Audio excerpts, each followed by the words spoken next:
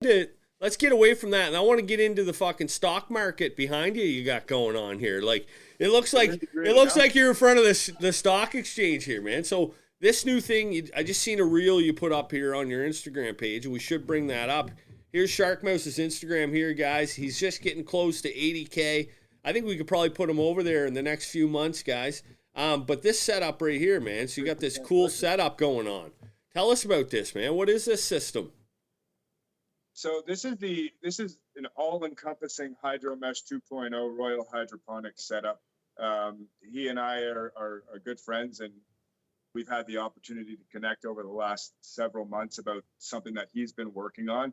And basically what you see here is the culmination of, I would imagine years of hard work, just trying to incorporate all the little things that we as growers kind of wish we had insight into with all of our available tools and our setups and our practices. There's always that little, oh, I wish I could know this, or, it would be cool if we were able to manage this parameter this way, or if this one was offset by this way. And what you see behind me is, again, basically just a culmination of 20 different parameters being managed and interpreted by a Synology server every 15 seconds over the course of the entire day. Now, a lot of people are going to say that's hyper overkill. And sure, for a simple 5x5 home grow, which it's not, by the way, we've got 5x5 and then a 10x10 room over there. We'll take a tour later. But as far as it being overkill, I like to look at it this way.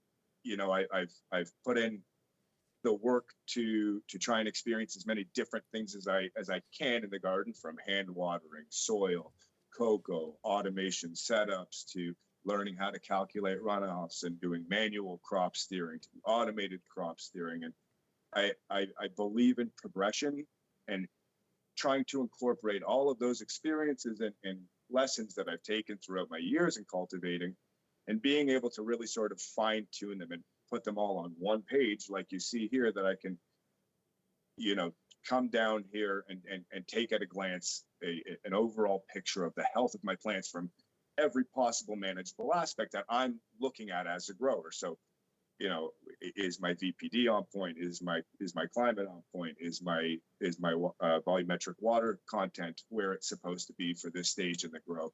And if not, I can make those adjustments simply by having an in-depth look at what's happening inside the plant at a deeper level.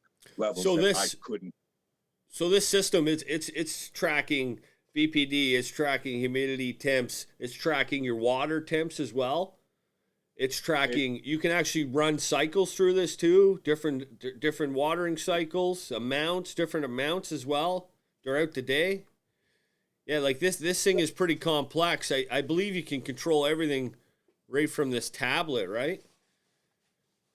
This guy right here, wireless controller, allows me to control up to 4 different zones. So like I said, I'm going to have the tent next to me here, and then there's a room behind us here that you may have seen on my feed going up, and it'll have the ability to input the exact specific irrigation times based on the dry back we achieved, based on the VPD we have going through the environment, based on the weight of the growth slab. So it'll incorporate all of those different metrics and tie them all together based on the best available peer-reviewed data and industry data from companies like Grodan and Floraflex and Netafim. And all of that's been incorporated into sort of a game plan that you can then micromanage and adjust based on what's happening in your personal space. Yeah, man. And your personal space is expanding, man. I got a video up right now. You're doing a full renovation on a room. So when you started SharkMouse, like, go back to like your first grow, man. Like, what did you start with, man? What were you starting out with? I had I stopped by a native dispensary, and I was going to pick up just an ounce of whatever their best. I think it was like some alien OG or some weird whatever. And I walk in, and there's these little cute solo cups on the front desk. I'm like, oh, they've got like a cute little, plant clipping section just for aesthetics. And you want one? $10, sure. I'll take 5 of them or whatever. So I put them in the car, and I put them on the floor of the car on the way home, and they were bouncing around, falling over.